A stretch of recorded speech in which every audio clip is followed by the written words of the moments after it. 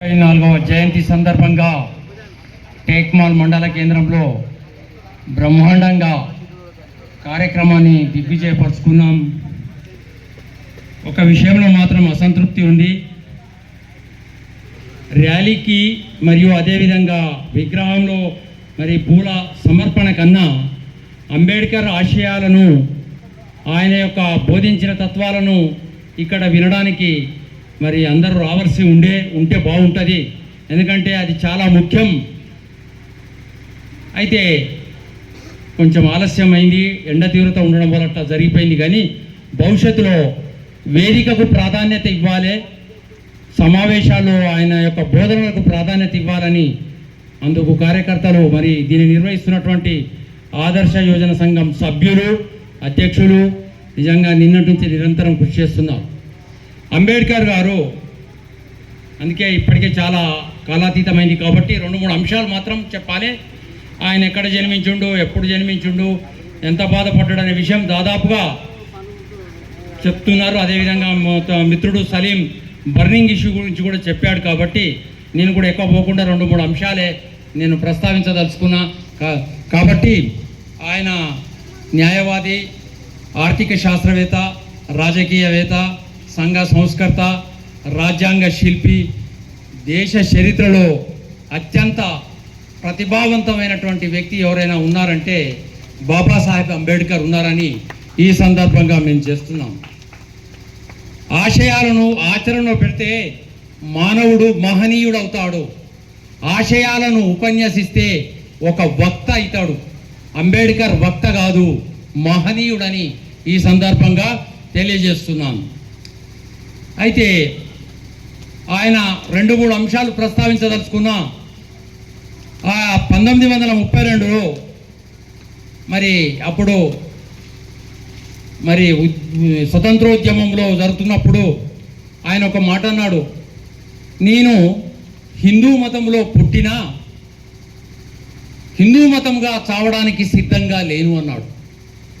ఆయన జన్మించింది హిందూ మతంలో, కానీ హిందూ మతంలో చావడానికి నేను సిద్ధంగా లేదన్నాడు. ఎందుకన్నాడంటే ఒక కారణం ఉంది. ఈ హిందూ మతంలో క్షుణ్ణంగా ఆయన ఒక మంచి విద్యావేత్త, 60 డిగ్రీలేమో కొలంబియా యూనివర్సిటీలో 60 వివిధ అంశాల మీద 60 డిగ్రీలు కొనిపించుకున్నాడు. ఇప్పుడు కూడా 3-4 డిగ్రీలు ఒక్కొక్కరు ఉన్నారు. చదువు ముఖ్యం కాదు.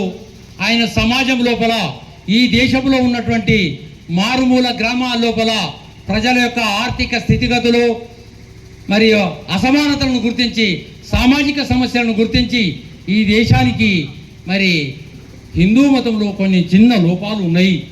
అదేంటంటే ఈ హిందూ మతం అనేటటువంటిది మనువాదుల నీడల్లో కలది, కొంతమంది సప్రయోజనాల మీద ఆ మతం ఉందని చెప్పి ఆయన భావించి బౌద్ధ మతాన్ని స్వీకరించాడు.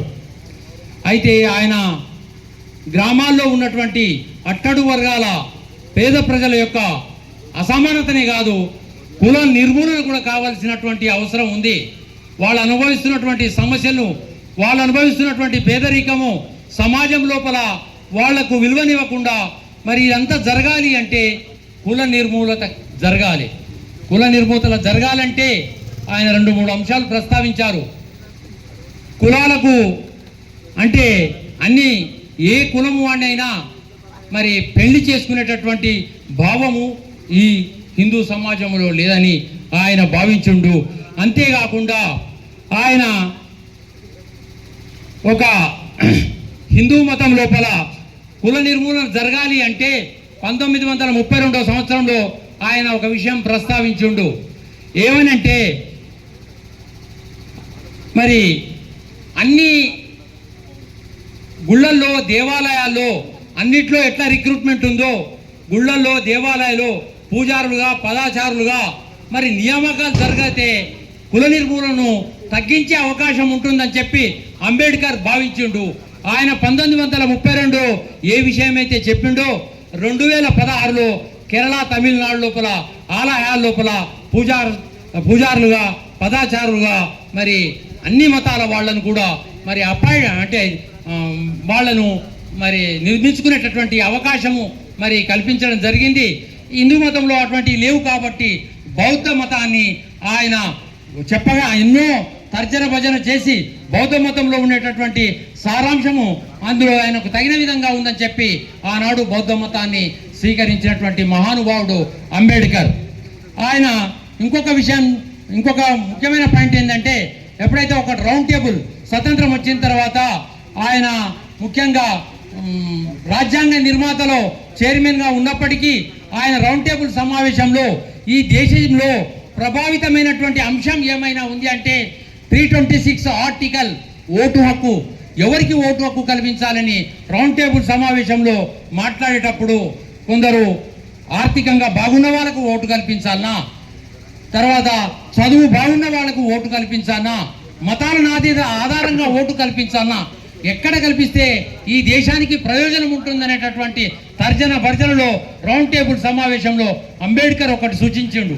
చక్కటి సూచన ఏంటంటే 21 సంవత్సరాలు నిండినటువంటి ప్రతి ఒక్క పౌరుడు, కులానికి సంబంధం లేదు, మతానికి సంబంధం లేదు, విద్యకు సంబంధం లేదు, మరి ఎలాంటి లేకుండా 21 సంవత్సరాలు నిండినటువంటి ప్రతి పౌరునికి ఓటు హక్కు ఒకవేళ కల్పించినట్టయితే కనీసం 5 సంవత్సరాలకు ఆయన ఒకసారైనా ఈ దేశాన్ని నిర్మించడంలో నీ పాత్ర ఎలా ఉంటుందో ఆ పాత్ర చూసి ఓటు హక్కు కల్పించిన ఓటు వేస్తే తప్పకుండా ప్రతి ఒక్క రాజకీయ నాయకుడు, ఈ దేశాన్ని సంస్కరించేటటువంటి రాజకీయవేత్తలు కూడా ప్రజల కాళ్ళ వద్దకు వచ్చి ఈ ఓటులను సద్వినియోగపరుచుకుంటే చాలు, సమూలంగా మార్పు వస్తుంది.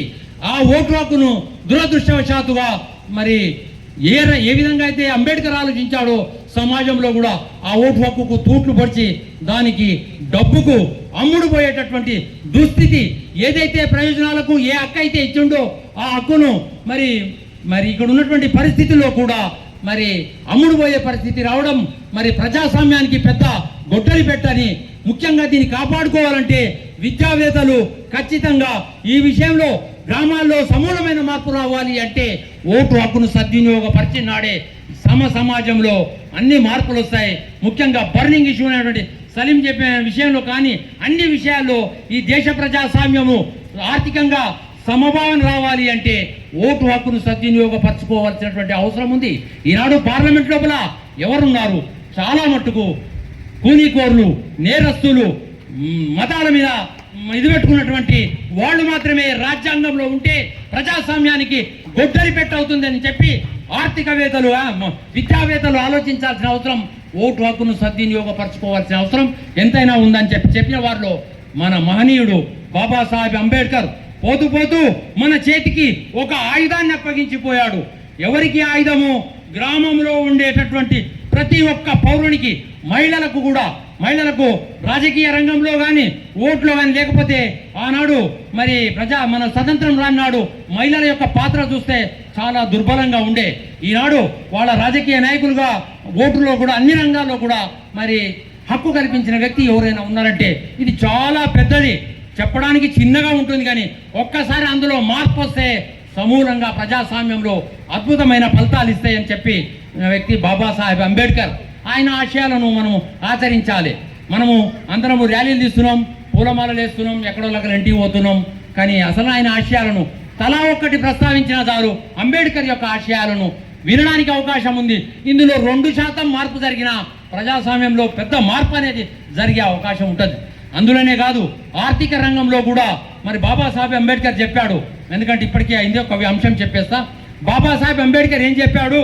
ఈ దేశం లోపల ఆర్థిక రంగం అనేటటువంటి చాలా కీలకమైన పాత్ర.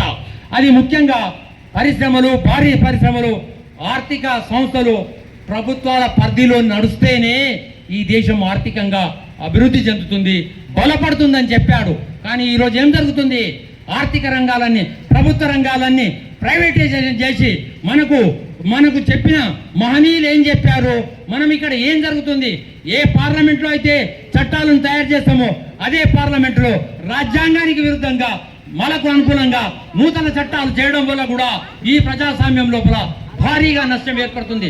అది తొందరగా ఫలితాలు ఇవ్వకపోయినా రాను అది ప్రమాదకరమైనటువంటిది అని చెప్పి ముఖ్యంగా భావించడం జరిగింది. ఇక చివరగా ఆయన 3వ ఆర్టికల్ను ప్రవేశపెట్టాడు. 3వ ఆర్టికల్ ఏముంది?